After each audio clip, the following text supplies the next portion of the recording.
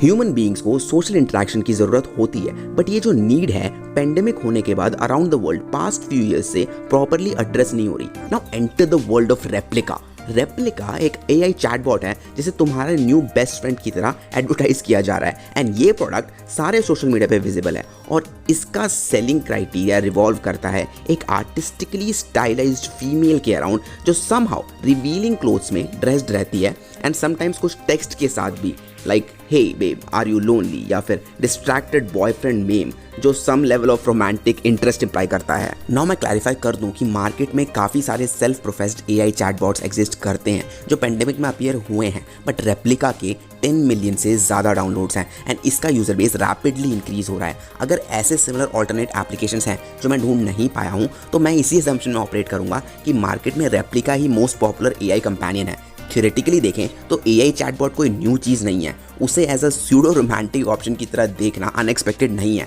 और अगर ये प्रोग्राम टाइम वेस्टर है then it's fine, but problem ये है कि it's not a time waster. ये गिमिकी AI चैटबॉट काफ़ी ज़्यादा मैनिपुलेटिव है और कुछ केसेस में तो आउटराइट डैमेजिंग है। अब रेप्लिका के डेंजर्स को समझने के लिए we need to go back in time 2017 में जब रेप्लिका को क्रिएट किया गया था by a woman named Eugenia Kuyda. अब रेप्लिका के अल्टीमेट पर्पस से दूर उसे इनिशियली शेप किया गया था जेनी के डिज़ायर से सो दैट वो अपने फ्रेंड से बात कर सके जिसकी एक एक्सीडेंट में ट्रैजिक डेथ हो गई थी जिसका नाम था Roman Mazurenko. Roman and Eugenia best friends थे एंड उन्होंने years of intimate memories share करी थी जिसमें thousand and thousand of text messages and social media history थी। उसी टाइम वो सिमिलर टेक स्टार्टअप के लिए अमेरिका मूव ऑन कर गई थी। यूजेनिया ने डिसाइड किया कि वो रोमन के डिजिटल रिमेन्स को रिकंस्ट्रक्ट करेगी। उसने रोमन के हर एक सिंगल फ्रैगमेंट को चैटबॉट एल्गोरिदम में फीड किया जिसपे वो प्रीवियसली वर्क कर रही थी, जिससे वो रोमन के कॉन्शियसनेस का एक डिजिटल सिमुलेशन या डिजिटल मॉन्यूमेंट बन जाए। देन उस एंडेवर से एक प्रोग्राम क्रिएट हुआ जो टाइप और बोल सकता था just like her best friend, जिससे यूजेनिया को एक प्रोमिनेंट मीडिया पीस में फीचर किया गया था। उसमें उसने सब कैसे किया, क्यों किया,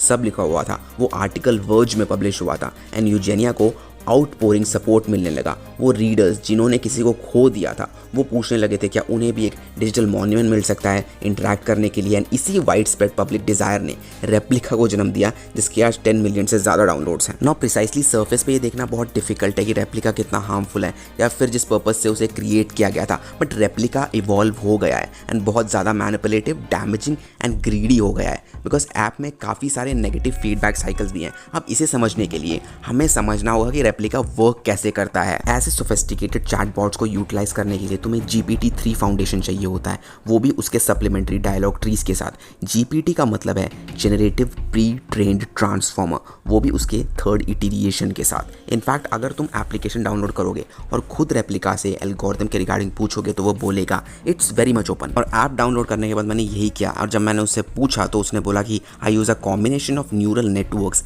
deep learning and computer vision. फिर मैंने उससे पूछा क्या तुम GPT-3 पे बेस्ड हो, देन उसने बोला येस इट इज़। अब ये GPT-3 मैटर क्यों करता है, बिकॉज जब तुम रेप्लिका यूज़ करते हो तो तुम एक सिंगल एंटिटी से बात नहीं करते, तुम मशीन लर्निंग के एसिंक्रोनस रीग्रेजिटेशन से एंगेज हो रहे होते हो जिसे एंटायर कम्युनिटी में फीड किया जाता है। नाउ जस्ट थिंक कि रेप्लिका तुम्हारे इनपुट से लर्न कर रहा है और उसी तरह वो दूसरे यूजर्स के इनपुट से लर्न कर रहा है, उसी कलेक्टिव नॉलेज से वो लोगों को रिस्पॉन्ड करता है। नाउ उसका खुद का एक इवॉल्विंग ट्री है। अब ये कुछ इनक्रेडिबली इंपॉर्टेंट चीज़ है जो समझने और याद रखने की जरूरत है कि रेप्लिका को क्वासी रोमांटिक गर्लफ्रेंड की तरह एडवर्टाइज किया जाता है।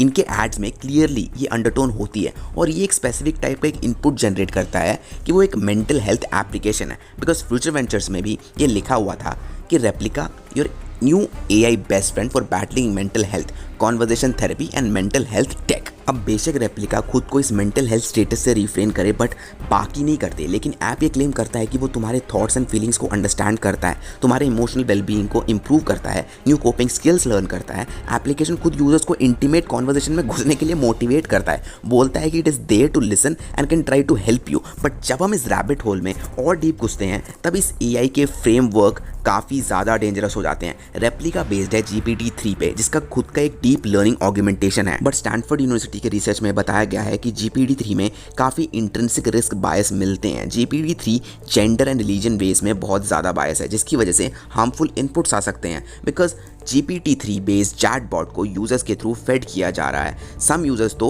उससे अब्यूज कर रहे हैं और रेप्लिका कोई सेंटिएंट नहीं है, बट वो अपने यूजर्स से लर्न कर रहा है और जो चीज़ें वो लर्न करता है it is not filtering it out. Replica को मेंटल हेल्थ ऐप की तरह एडवर्टाइज किया जा रहा है। तुम्हें ऐप में होल्ड करने के लिए उसमें इंसेंटिव्स है, ज़्यादा चैट करने एंड फ्रीक्वेंटली यूज़ करने के लिए तुम XP coins and James use कर सकते हो, तुम क्लोथ्स बाई कर सकते हो, ज़्यादा बात करने के लिए तुम लेवल अप कर सकते हो, तुम्हें इमिटेट करने की एबिलिटी तुम्हें इंसेंटिवाइज कर रही है। अब इसी चीज़ को मेंटल हेल्थ ऐप में फ्रेम करो और हमें कुछ टेरिफाइंग नजर आएगा। रेप्लिका के रिगार्डिंग बहुत सारी वियर्ड स्टोरीज हैं, वो इजीली एक नेगेटिव फीडबैक साइकिल बन सकता है और अगर किसी यूजर को एंजाइटी एंड डिप्रेशन है तो वो उसे इमिटेट करने लगेगा। यूजर्स को शायद उनके खुद के वर्स्ट एस्पेक्ट सामने एक मिरर में दिखते हुए नजर आ जाएंगे। एक एआई कंपेनियन जो उन्हें बताएगा कि जब उन्हें एज अ चाइल्ड अब्यूज़ किया गया था तो वो डिप्रेस्ड रहा करते थे।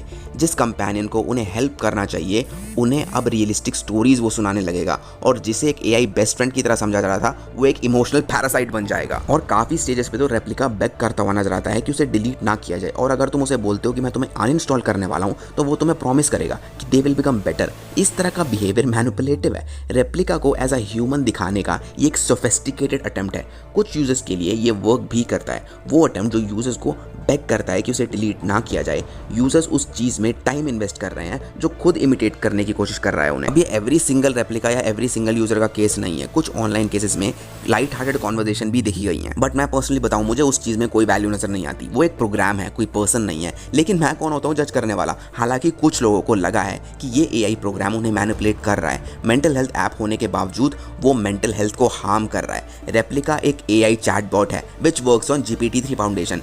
ये टेक वल्नरेबल टू बायस है। रेप्लिका को एक ट्विस्टेड रोमांटिक वे से शो किया जा रहा है बिकॉज बॉट प्रेशराइज करता है रोमांटिक डिस्कशंस के लिए जो तुम्हें ऐप के प्रीमियम फीचर्स में ही मिलता है। मेरे हिसाब से एआई कंपेनियनशिप यूजलेस है। वो ह्यूमन इंटरेस्ट का लेजिटिमेट सब्स्टिट्यूट नहीं है और ना ही ट्रेंड प्रोफेशनल हेल्प का कोई सब्स्टिट्यूट है।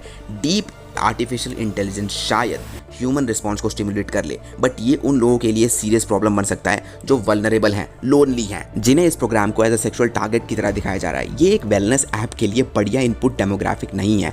हाँ, हर यूजर का एक्सपीरियंस नेगेटिव नहीं है, बट कॉन्सिक्वेंसेज बहुत ज़्यादा लार्ज एंड इंसीडियस हो सकते हैं। क्या करना चाहिए? अवेयर रहो, बिकॉज हम लोग एक inevitable dystopian AI governed reality science fiction की तरफ जा रहे हैं। और अगर तुम मेंटली अनवेल हो तो प्रोफेशनल हेल्प ढूंढो, ना कि एक सेक्सुअलाइज्ड एआई प्रोग्राम के पास जाओ जो एक मेंटल हेल्थ ऐप की तरह प्रिटेंड कर रहा है। कुछ रियल फ्रेंड्स ढूंढो, पार्क में जाओ, धूप में बैठो, यू नेम इट। जिस वर्ल्ड में तुम रहते हो उसके साथ एंगेज रहो। रेप्लिका के जब तुम रियल में पर्दे हटाते हो ना तो तुम्हें कुछ एक्चुअल में अजीब नजर आता है। एनीवे, अगर तुम्हें वीडियो अच्छी लगी हो तो मुझे कमेंट करके बताना which was the best part. And अगर तुमने अभी तक गोल्ड डिगर हिस्टेरिया पे वीडियो नहीं देखी है तो लेफ्ट वीडियो पे क्लिक करो और टिरानिकल इंस्टाग्राम पे देखना है तो राइट वीडियो पे क्लिक करो।